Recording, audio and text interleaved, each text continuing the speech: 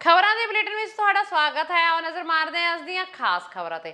ਜ਼ਿਲ੍ਹਾ ਮੋਹਾਲੀ ਵਿੱਚ ਬੀਤੇ ਦਿਨੀ ਸਕੂਲੀ ਬੱਸਾਂ ਦੀ ਐਸਡੀਐਮ ਡੇਰਾਬੱਸੀ ਅਤੇ ਖਰੜ ਵੱਲੋਂ ਕੀਤੀ ਗਈ ਚੈਕਿੰਗ ਦੌਰਾਨ 30,000 ਰੁਪਏ ਜੁਰਮਾਨੇ ਅਤੇ ਬੱਸਾਂ ਨੂੰ ਜ਼ਬਤ ਕਰਨ ਦਾ ਮਾਮਲਾ ਸਾਹਮਣੇ ਆਇਆ ਹੈ। ਬੱਸ ਆਪਰੇਟਰਾਂ ਨੇ ਪ੍ਰਸ਼ਾਸਨ ਤੇ ਬੇਵਜ੍ਹਾ ਪਰੇਸ਼ਾਨ ਕਰਨ ਦਾ ਦੋਸ਼ ਲਾਇਆ ਹੈ। ਅੱਜ ਇੱਥੇ Mohali school bus welfare association ਵੱਲੋਂ ਮੋਹਾਲੀ ਪ੍ਰੈਸ ਕਲੱਬ ਵਿਖੇ ਕੀਤੀ ਪ੍ਰੈਸ ਕਾਨਫਰੰਸ ਦੌਰਾਨ ਬੋਲਦਿਆਂ ਪ੍ਰਧਾਨ गुरशरण सिंह ने दस्सिया कि बीते 2 वरियां समय कोरोना काल दौरान स्कूल बंद रहन सदका पहला ही साडा वड्डा वित्ती नुकसान हो चुका है। स्कूलों में नवा सैशन शुरू होने सदका असी पहला ही बसां दा टैक्स इंश्योरेंस आदि रिन्यू करवा के करीब हरेक बस उपर 1.5 तो 2 लाख रुपए खर्च करके सड़कों ते आ चुके हैं। अबोहर तो कांग्रेस विधायक संदीप कुमार जाखड़ वालों अनाज मंडी अबोहर का दौरा किया गया। इस मौके उन्होंने बोलदे कहा कि इस बार किसानां दी कणक दी फसल का झाड़ घट होने कारण मंडियां च कणक की आमद पहला नालों बहुत घट हुई है। इस दे बावजूद मंडियां च लिफ्टिंग का बहुत बुरा हाल है। नाल ही उन्होंने कहा कि आप सरकार वालों किसानां दी फसल की अदायगी भी 1 हफ्ते बाद की जा रही है। उन्होंने कहा कि आम आदमी पार्टी वालों चोणां दौरान कुछ होर गल्लां कीतियां जांदियां सन ते हुण सरकार बनन तो बाद कुछ होर ही गल्लां सामने आ रही हैं। नहीं देखो लिफ्टिंग की जी दिक्कत है तुहाडे सामने है। हुणे गल कर रहे सी अज तक इस टाइप का इन्ना डिले अज तक नहीं होया। एंड इस बारी जिवें सुरेंद्र जी मैनूं हुणे दस रहे सीगे इस बार तो अराइवल भी बहुत घट है। एक तो झाड़ कम है उहदी वजह नाल, दूजा रेट उम्मीद है लोगों भी रेट उत्ते जाणगे तो लोग होल्डिंग भी मतलब स्टॉक भी कर रहे हैं। एंड ਉਹਦੇ ਬਾਵਜੂਦ ਆ ਤੁਸੀਂ ਵੇਖ ਰਹੇ ਹੋ ਕੀ ਹਾਲ ਹੈ, ਇੰਨਾ ਸਲੋ ਪ੍ਰੋਸੈਸ। ਅੱਜ ਮੌਸਮ ਦੀ ਵੀ ਗੜਬੜ ਹੈ, ਮੌਸਮ ਮੀਂਹ ਹੋਣ ਦੇ ਚਾਂਸ ਹੈਗੇ ਤੇ ਮੈਨੂੰ ਤਿਆਰੀ ਇੰਨੀ ਨਹੀਂ ਲੱਗ ਰਹੀ ਜਿੰਨੀ ਹੋਣੀ ਚਾਹੀਦੀ ਸੀ। ਐਂਡ ਦੂਜਾ ਜਿਹੜਾ ਹੈ ਪੇਮੈਂਟ ਵੀ ਮਾਨ ਸਾਹਿਬ ਨੇ ਆਮ ਆਦਮੀ ਪਾਰਟੀ ਨੇ ਕਿਹਾ ਸੀ ਕਿ 24 ਘੰਟਿਆਂ ਦੇ ਵਿੱਚ ਪੇਮੈਂਟ ਹੋਊਗੀ, लेकिन जिन्नी मैनू अनिल जी होरी दस रहे थे 5-6 दिन का रूटीन के 5-6 दिन लग रहे पेमेंट के भी। And it is a matter of concern. मैं सैकटरी साहब को भी मैं कहा कितने गए सैकटरी साहब को भी कहा, मैं DC साहब नाल भी गल की है, SDM साहब नाल भी गल की भी इनू मॉनिटर करो। एंड क्योंकि हुण मौसम भी गड़बड़ हो गया है एंड इनू प्रोसैस नू बढ़ाओ क्योंकि किसान जिहड़े है वो तंग हो रहे हैं। हमें तो अपनों ने लूटा गैरों में कहाँ दम था। इन्हां गल्लां दा प्रगटावा पंजाब कांग्रेस के प्रधान राजा वड़िंग ने रूपनगर विच कीता। उन्होंने कहा कि कांग्रेसी पार्टी हार दा दर्द हाले तक नहीं भुल्ली। उन्होंने यह भी कहा कि जिस कांग्रेसी लीडर ने पिठ विच छुरा मारिया है उस ते कार्रवाई की जाएगी, फिर चाहे वह कितना वड्डा लीडर क्यों ना होवे। क्योंकि मैनू बड़े नू अज 9-10 दिन होए है, मैं पूरे पंजाब दा दौरा कर रहा और पहला आपदे साथी कुछ आप तो जिहड़े वड्डे ने सीनियर आगू साहबान ने कांग्रेस पार्टी दे, कई बिरिंदर वर्गे छोटे भरा ने, उन्हां वड्डियां तो आशीर्वाद लैण वास्ते ते छोटियां दा साथ लैण वास्ते, उन्हां दियां सलाह मशवरा लैण वास्ते मैं अज हरेक व्यक्ति दे घर घर जाण दा प्रोग्राम रखिया। Very good. सो मेरे मन च एक इच्छा है कि असी एक नवी कांग्रेस बनाइए। नवी कांग्रेस तो भाव ये नहीं है कि पुराने लोगों को बदल दिए। नवी कांग्रेस तो भाव है कि ਇਹਦੇ कायदे कानून हुण नवे बनाइए, ਜਿਹੜੇ पुराने 20 साल पहला होया करते सी उन्हां कायदे कानूनां ते वापस आइए। कांग्रेस पार्टी असी लोग दफ्तरां च बह के सत्ता मान के कांग्रेस पार्टी की जिहड़ी वर्किंग आ उहनूं भुल गए। मैनूं लगदा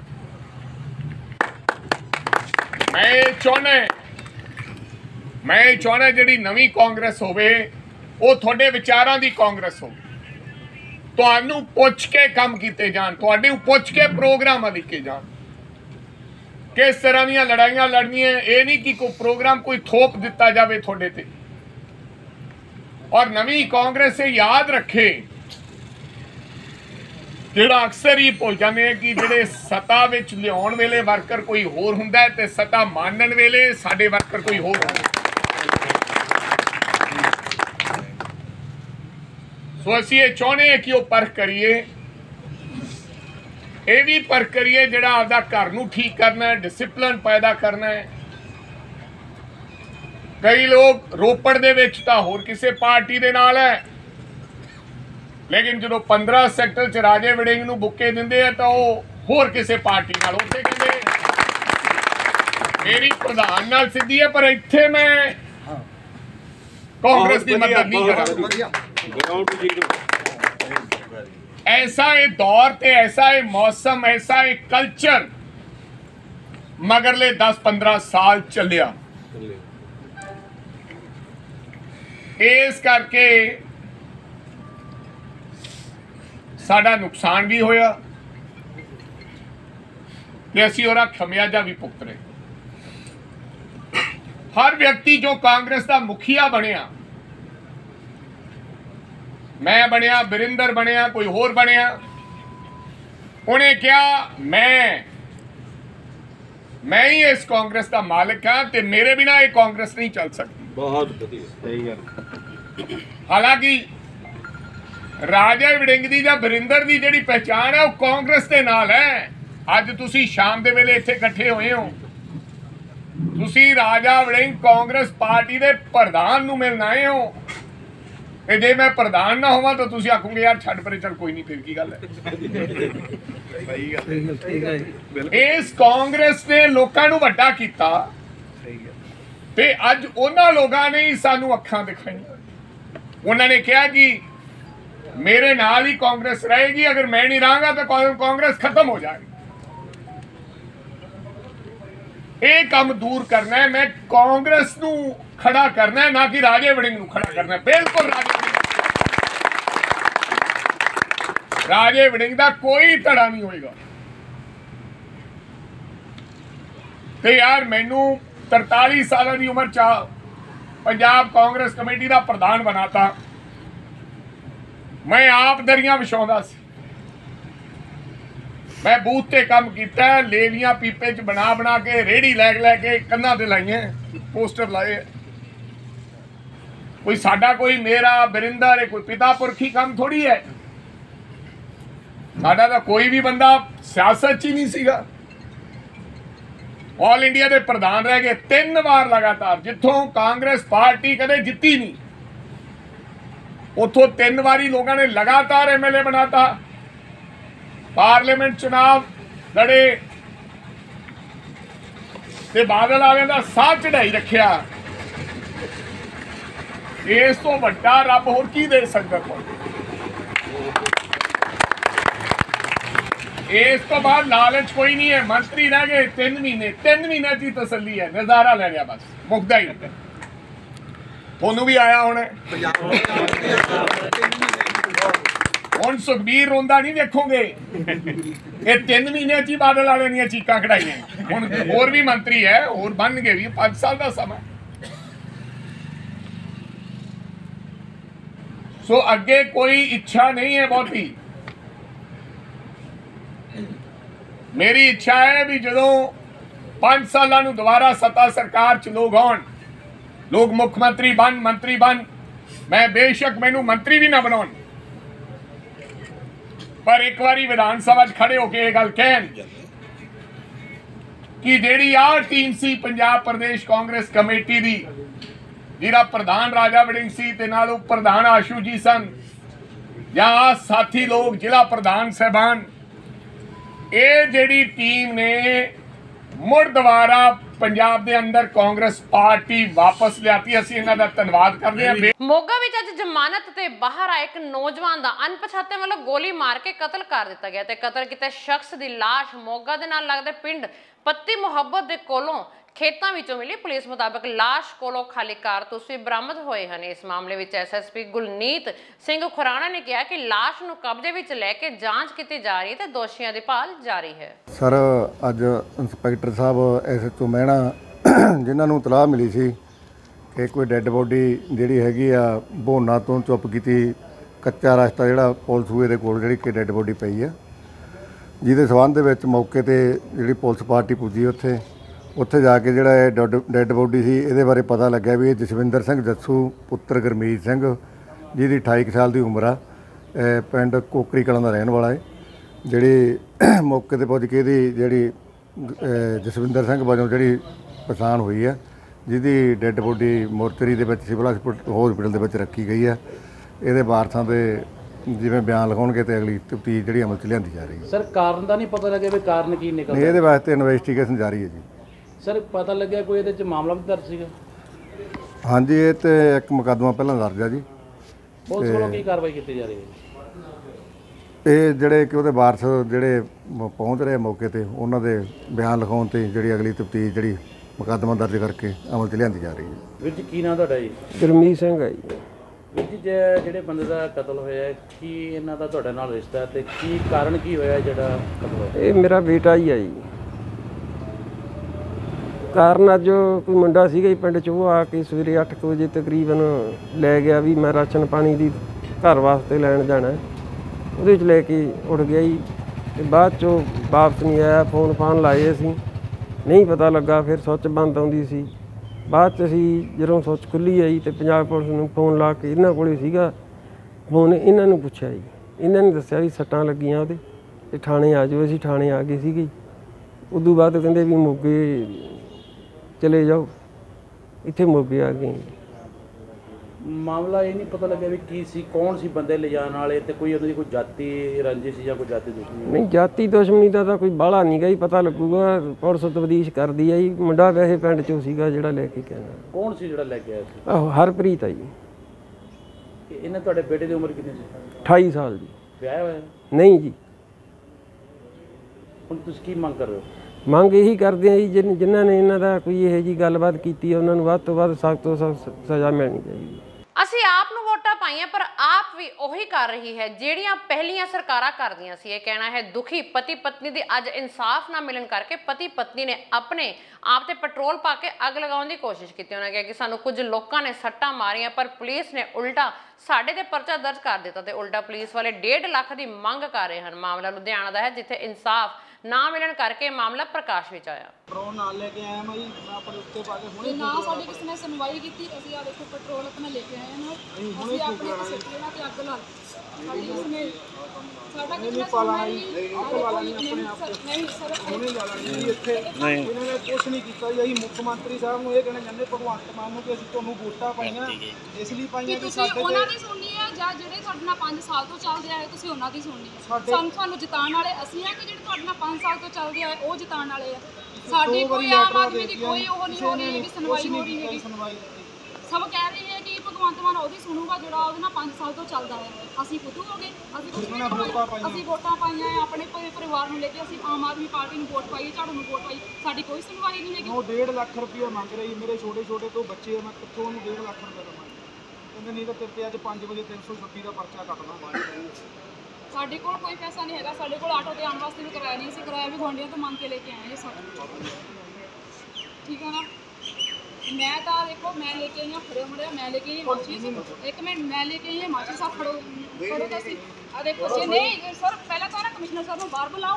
ਜੇ ਉਹ ਬਾਹਰ ਨਾ ਆਏ, ਮੈਂ ਆਪਣੇ ਆਪ ਨੂੰ ਇੱਕ ਮਿੰਟ ਮੇਰੀ ਗੱਲ ਸੁਣੋ। ਤੁਸੀਂ ਕਮਿਸ਼ਨਰ ਸਾਹਿਬ ਨੂੰ ਬਾਹਰ ਬੁਲਾਓ। ਮੈਂ ਆਪਣੇ ਆਪ ਨੂੰ ਅੱਗ ਲਾ ਲੈਣੀ। ਮੈਨੂੰ ਕਿਹੜਾ ਦੁਬਾਰਾ ਪੈਟਰੋਲ ਜਾਂ ਮਾਚਿਸ ਨਹੀਂ ਮਿਲਣੀ ਸੀ ਜੇ ਉਹਨਾਂ ਨੇ ਮੇਰੀ ਗੱਲ ਬਾਹਰ ਆ ਕੇ ਨਾ ਸੁਣੀ, ਨਾ ਮੇਰਾ ਕੋਈ ਹੱਲ ਕੀਤਾ। ਪਹਿਲੀ ਲੈਟਰ ਆ ਜੀ, ਕੋਈ ਨਹੀਂ ਉਹ ਪਹਿਲੀ ਲੈਟਰ ਆ ਜੀ, ਇਹ ਦੂਜੀ ਲੈਟਰ ਆ, ਕੋਈ ਸੁਣਵਾਈ ਨਹੀਂ ਹੁੰਦੀ ਵੀ। ਪਹਿਲਾਂ ਪ੍ਰਤੀਗਿਆ ਜਾਣ ਮੈਡਮ ਮਿਲੇ ਕਮਿਸ਼ਨਰ ਸਾਹਿਬ, ਉਹਨਾਂ ਨੇ ਸਾਨੂੰ ਦਿਲਾਸਾ ਦਿੱਤਾ ਕਿ ਤੁਹਾਡੀ ਪੂਰੀ ਕਾਰਵਾਈ ਹੋਊਗੀ। ਸੁਣਵਾਈ ਕੱਲ੍ਹ ਦੇ ਅਸੀਂ ਉੱਥੇ ਇੰਚਾਰਜ ਸਾਹਿਬ ਨੂੰ ਕਹਿ ਰਹੇ ਹਾਂ ਕਿ ਇਨਕੁਆਇਰੀ ਕਰ ਦਿਓ। ਜੇ ਅਸੀਂ ਇਹਦੇ ਬੰਦੇ ਦੇ ਸੱਟ ਮਾਰੀਏ, ਸਾਡੇ ਤੇ ਪਰਚਾ ਦੇ ਦਿਓ। ਉਹ ਅਸੀਂ ਉਹਦੇ ਸੱਟ ਹੀ ਨਹੀਂ ਮਾਰੀ, ਉਹਦਾ ਮੁੜ ਕੋਈ ਵੀ ਇਨਕੁਆਇਰੀ ਨਹੀਂ ਲਾ ਰਿਹਾ। ਉਹਦੇ ਕੋਲ ਕੋਈ ਪ੍ਰੂਫ ਨਹੀਂ ਮੰਗ ਰਿਹਾ ਵੀ ਤੇਰੇ ਕੋਲ ਕੋਈ ਪ੍ਰੂਫ ਹੈਗਾ ਵੀ ਹਾਂ ਤੇਰੇ ਇਸ ਬੰਦੇ ਨੇ ਸੱਟ ਮਾਰੀ ਹੈ। ਉਹ ਕੋਈ ਪ੍ਰੂਫ ਨਹੀਂ ਦੇ ਰਿਹਾ। ਉਹ ਚੌੜਾ ਹੋ ਕੇ ਕੁਰਸੀ ਤੇ ਬਹਿ ਜਾਂਦਾ, ਜਾ ਕੇ ਕਹਿ ਦਿੰਦਾ ਮੈਂ 26 ਦਾ ਪਰਚਾ ਹੁਣ ਪਵਾਉਣ ਲੱਗਿਆ, ਘੜੀ ਨੂੰ ਪਵਾਉਣ ਲੱਗਿਆ, 10 ਵਜੇ ਪੈ ਜਾਣਾ, 5 ਵਜੇ ਪੈ ਜਾਣਾ। 10 ਦਿਨ ਹੋ ਗਏ ਸਾਨੂੰ ਉਹਨਾਂ ਨੂੰ ਖੱਜਲ ਘਰ ਦੇ ਕੋਈ ਰੋਟੀ ਪਾਣੀ ਨਹੀਂ ਪੱਕ ਰਿਹਾ, ਕੋਈ ਕੁਛ ਨਹੀਂ ਪੱਕ ਰਿਹਾ ਹੈਗਾ। ਪਰਸੋਂ ਦੀ ਇੱਕ ਤੱਕ ਹੁਣ ਤੱਕ ਅੰਨ ਢਿੱਡ 'ਚ ਨਹੀਂ ਗਿਆ। ਇੱਦਾਂ ਹੀ ਅਸੀਂ ਬੇਵਕੂਫ ਵਾਂਗੂ ਘੁੰਮਦੇ ਕਰੇ, ਆਹ ਦਫ਼ਤਰ ਦੇ ਬਾਹਰ, ਕਦੇ ਉਹ ਦਫ਼ਤਰ ਦੇ ਬਾਹਰ, ਕਦੇ ਕਿਹੜੇ ਦਫ਼ਤਰ ਦੇ ਬਾਹਰ, ਕਿਹੜੇ ਦਫ਼ਤਰ ਦੇ ਬਾਹਰ। ਵੀਡੀਓ ਬਣਵਾ ਲਓ ਜਾ ਕੇ, ਹਰ ਇੱਕ ਦਫ਼ਤਰ ਦੇ ਬਾਹਰ ਮੇਰੀ ਵੀਡੀਓ ਮਿਲੂਗੀ, ਮੇਰੇ ਹਸਬੈਂਡ ਦੀ ਵੀਡੀਓ ਮਿਲੂਗੀ। ਕੋਈ ਹੱਲ ਨਹੀਂ ਹੈਗਾ ਜੀ, ਸਾਡਾ ਕੁਛ ਨਹੀਂ ਹੈਗਾ। ਉਸ ਬੰਦੇ ਨਾਲ ਸਾਨੂੰ ਇੰਨਾ ਨਜਾਇਜ਼ ਤੰਗ ਕੀਤਾ ਹੋਇਆ ਨਾ ਕਿ ਆਤਮ ਹੱਤਿਆ ਕਰਨੇ ਤੱਕ ਹੋਏ। ਮੈਂ ਤਾਂ ਜੀ ਆਪਣੇ ਆਪ ਨੂੰ ਅੱਗੇ ਲਾ ਲੈਣੀ ਹੈ ਜੇ ਨਾ ਮੇਰੇ ਕਿਸੇ ਨੇ ਸੁਣੀ ਤੇ ਨਾ ਮੇਰੇ ਵਿੱਚ ਰਘੁਵੀਰ ਸਿੰਘ ਨੇ ਮੈਨੂੰ ਇੰਨਾ ਕੁ ਤੰਗ ਕੀਤਾ ਹੋਇਆ, ਇੰਨਾ ਪਰੇਸ਼ਾਨ ਕੀਤਾ ਹੋਇਆ ਨਹੀਂ ਪੁੱਛੋ ਨਹੀਂ। 2 ਲੈਟਰ ਹੈ ਜੀ 4 ਮਹੀਨੇ ਪਹਿਲਾਂ ਲੈਟਰ ਸੁਣਵਾਈ ਨਹੀਂ ਹੁੰਦੀ, ਕੋਈ ਸੁਣਵਾਈ ਨਹੀਂ। ਅਸੀਂ ਮਿਲਦੇ ਹੋਇਆ ਪੁਰਾਣੀਆਂ ਲੈਟਰਾਂ ਹੈ ਕੋਈ 5 ਮਹੀਨੇ ਪੁਰਾਣੀ ਲੈਟਰ ਹੈ। 4 ਸਾਹਿਬ ਕਹਿੰਦੇ 5 ਵਜੇ ਤੱਕ ਪਰਚਾ ਕਰ ਦੇਣਾ, 1.5 ਲੱਖ ਰੁਪਏ ਅਸੀਂ ਫੈਸਲਾ ਕਰ ਲਿਆ। ਸਭ ਉਹ ਸਾਰੇ ਕਹਿੰਦੇ ਆ ਵੀ ਜੇ ਤੁਸੀਂ ਪਰਚਾ ਰੋਕਣਾ 1.5 ਲੱਖ ਰੁਪਏ ਦੋ ਨਹੀਂ ਪੈਟਰੋਲ ਪਾ ਕੇ ਸਾਡੇ ਕੋਲ ਕੁਝ ਹੈ ਹੀ ਨਹੀਂ, ਅੱਗ ਲਾ ਲਾ ਸਾਰਾ ਕੁਝ ਰੋਲ ਪਾ ਸਾਹ ਬਾਹਰ ਲੈ ਕੇ ਆਓ, ਸਾਹ ਨੂੰ ਲੈ ਲਿਆਓ, ਸਾਹ ਸਾਡੀ ਬਾਹਰ ਆ ਕੇ ਸੁਣੇ। ਆਮ ਆਦਮੀ ਦੇ ਅਸੀਂ ਬੰਦੇ 2 ਬੱਚੇ ਮੇਰੇ ਛੋਟੇ ਮੇਰੇ ਘਰੇ ਹਮਲਾ ਕੀਤਾ, ਮੇਰੇ ਦੋਨੇ ਬੱਚੇ ਮਰ ਗਏ। 5 ਮਹੀਨੇ ਪਹਿਲਾਂ ਸਭ ਨੂੰ ਮੈਡਮ ਨੂੰ ਮਿਲੇ ਪਹਿਲਾਂ 3 ਮਹੀਨੇ ਪਹਿਲਾਂ, ਦੂਜਾ ਫਿਰ ਸਾਹਿਬ ਨੂੰ ਮਿਲੇ, ਸਭ ਨੂੰ ਮਿਲ ਚੁੱਕੇ ਸਾਰੇ ਸੀਪੀਆਂ ਨੂੰ ਮਿਲੇ ਆ ਸਰ। ਕਿਸੇ ਦੀ ਕੋਈ ਉੱਤੋਂ ਕਹਿੰਦੇ 1.5 ਲੱਖ ਰੁਪਏ ਤੋਂ ਕਿੱਥੋਂ ਦੇਵਾਂ ਮੈਂ 1.5 ਲੱਖ? ਕੀ ਮਸਲਾ ਕੀ ਹੈ ਤੁਹਾਡਾ? ਕੀ ਮਸਲਾ ਮੇਰੇ ਘਰ ਦੇ ਵਿੱਚ ਇੱਕ ਤਾਂ ਅਟੈਕ ਕੀਤਾ ਉਹਨਾਂ ਨੇ, ਮੇਰੇ ਦਾਤ ਮਾਰਿਆ, ਕਿਰਪਾਨਾਂ ਮਾਰੀਆਂ, ਉੱਤੋਂ ਮੇਰੇ ਤੇ 326 307 ਦਾ ਪਰਚਾ ਹੋ ਰਿਹਾ। ਇੰਚਾਰਜ ਬਲਵੀਰ ਸਿੰਘ ਆ ਮੱਤੇ ਵਾਲੇ, ਉਹ ਮੈਨੂੰ ਫੋਨ ਤੇ ਰੋਜ਼ ਕਹਿੰਦਾ ਕਿ ਹੁਣ ਪਰਚਾ ਕਰ ਦੇਣਾ, ਹੁਣ ਪਰਚਾ ਕਰ ਦੇਣਾ। ਅੱਜ 5 ਵਜੇ ਤੱਕ ਦਾ ਗਿਆ, ਕਹਿੰਦਾ 5 ਵਜੇ ਤੂੰ ਨਾ ਕੀਤਾ ਇਹਨਾਂ ਨੂੰ ਪੈਸੇ ਲੱਗ ਤੇ ਪਰਚਾ ਕਰ ਦੇਣਾ। ਮੈਂ ਕਿੱਥੋਂ 1.5 ਲੱਖ ਰੁਪਏ ਦਾ ਮਾਰ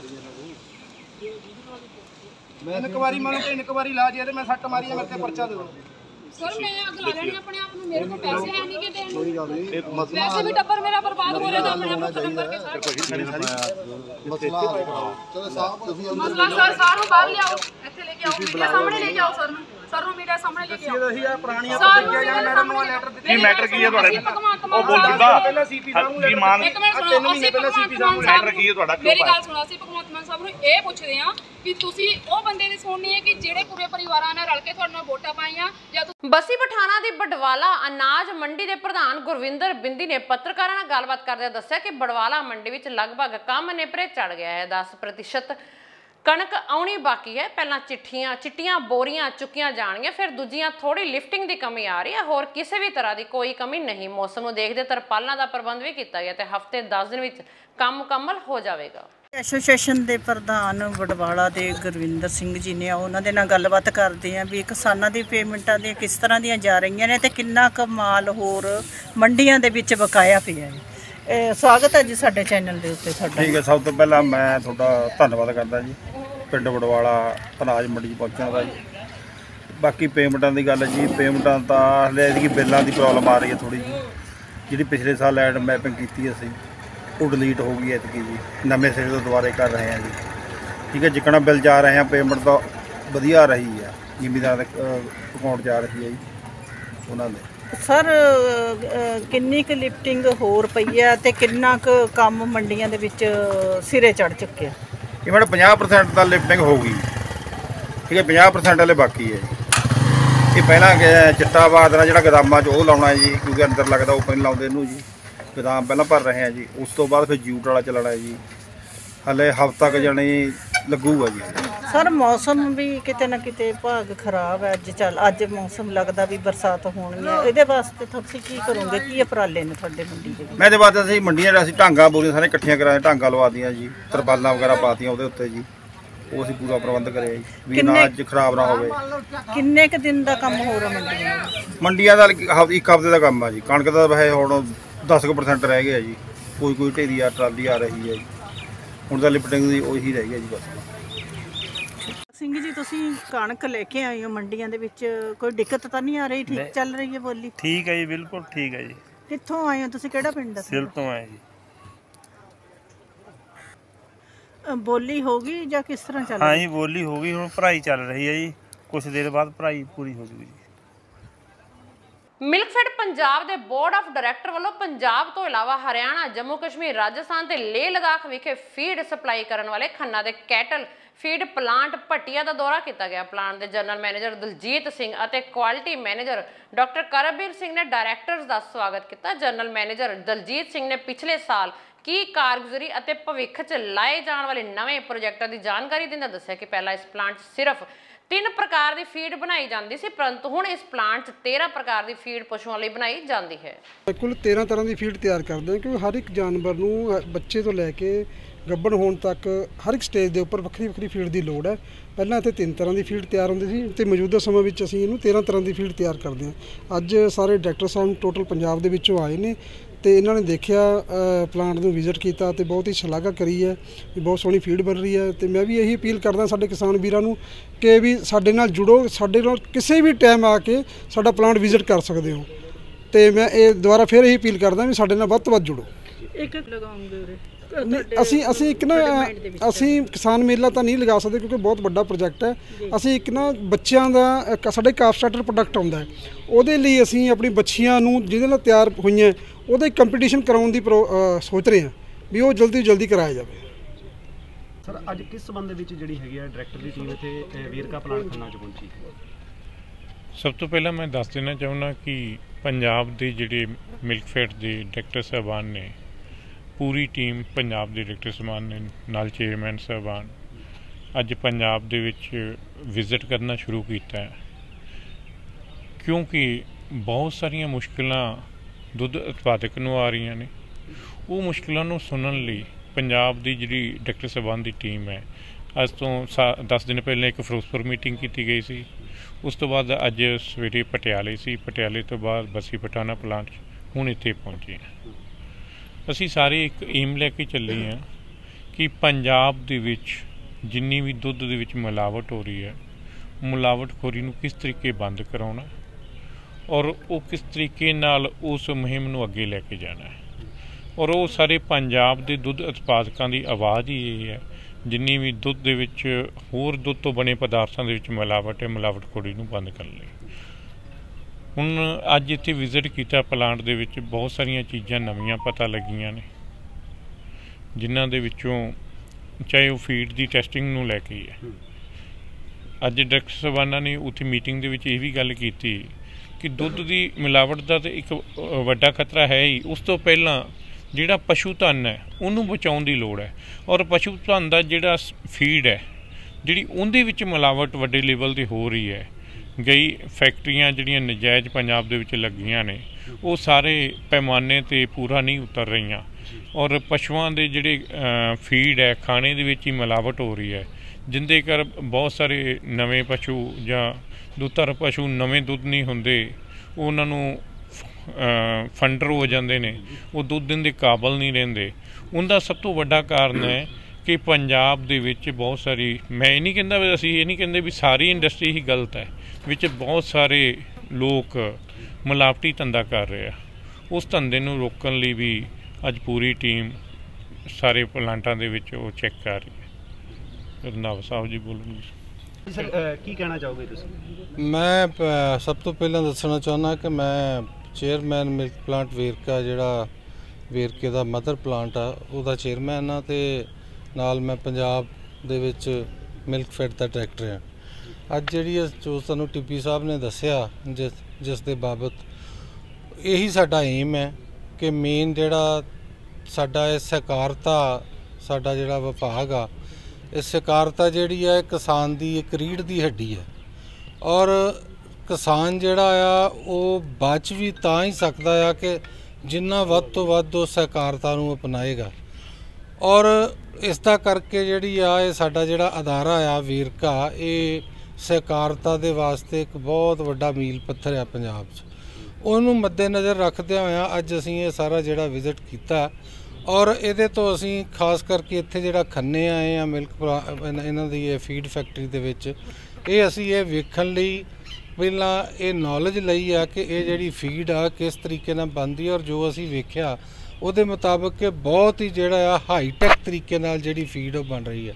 ਔਰ ਅਸੀਂ ਜਾ ਕੇ ਕਿਸਾਨਾਂ ਨੂੰ ਇੱਥੇ ਲੈ ਕੇ ਵੀ ਆਵਾਂਗੇ, ਉਹਨਾਂ ਦਾ ਵਿਜ਼ਿਟ ਵੀ ਕਰਵਾਵਾਂਗੇ। ਆਪਣੇ ਬਾਕੀ ਡਾਇਰੈਕਟਰਸ ਤੇ ਹੋਰ ਜਿਹੜੇ ਸਾਡੇ ਇਸ ਧੰਦੇ ਨਾਲ ਜੁੜੇ ਪ੍ਰੋਗਰੈਸਿਵ ਫਾਰਮਰਸ ਤੇ ਹੋਰ ਸਾਰੇ ਜਿਹੜੇ ਨੇ, ਉਹਨਾਂ ਸਾਰਿਆਂ ਨੂੰ ਉੱਥੇ ਲਿਆ ਕੇ ਉਹਨਾਂ ਦੀ ਨੌਲੇਜ ਦੇ ਵਿੱਚ ਵਾਧਾ ਕਰਾਂਗੇ। ਗੁਰਦਾਸਪੁਰ ਵਿੱਚ ਹੋਈ ਹਲਕੀ ਬਾਰਿਸ਼ ਨੇ ਮੰਡੀ ਬੋਰਡ ਵੱਲੋਂ ਅਨਾਜ ਮੰਡੀਆਂ ਵਿੱਚ ਕੀਤੇ ਗਏ ਪ੍ਰਬੰਧਾਂ ਦੀ ਪੋਲ ਖੋਲ ਦਿੱਤੀ। ਅਨਾਜ ਮੰਡੀਆਂ ਵਿੱਚ ਪ੍ਰਬੰਧਾਂ ਦੀ ਘਾਟ ਹੋਣ ਕਾਰਨ ਕਿਸਾਨਾਂ ਦੀ ਪੁੱਤਾਂ ਵਾਂਗ ਪਾਲੀ ਫਸਲ ਮੰਡੀਆਂ ਵਿੱਚ ਖੁੱਲੇ ਅਸਮਾਨ ਥੱਲੇ ਪਈ ਹੋਣ ਦੇ ਕਾਰਨ ਗਿੱਲੀ ਹੋ ਗਈ, ਜਿਸ ਨੇ ਕਿਸਾਨਾਂ ਦੀਆਂ ਕਾਫੀ ਚਿੰਤਾਵਾਂ ਵਧਾ ਦਿੱਤੀਆਂ। ਉਹਨਾਂ ਨੇ ਮੰਗ ਕੀਤੀ ਕਿ ਸਰਕਾਰ ਕਿਸਾਨਾਂ ਦੇ ਲਈ ਮੰਡੀਆਂ ਵਿੱਚ ਪੁਖਤਾ ਪ੍ਰਬੰਧ ਕਰੇ। ਆਇਆ ਗਿਆ ਜੀ ਕਿ ਮੰਡੀ ਲਿਫਟਿੰਗ ਦੀ ਪ੍ਰੋਬਲਮ ਆਈ ਹੈਗੀ ਹੈ।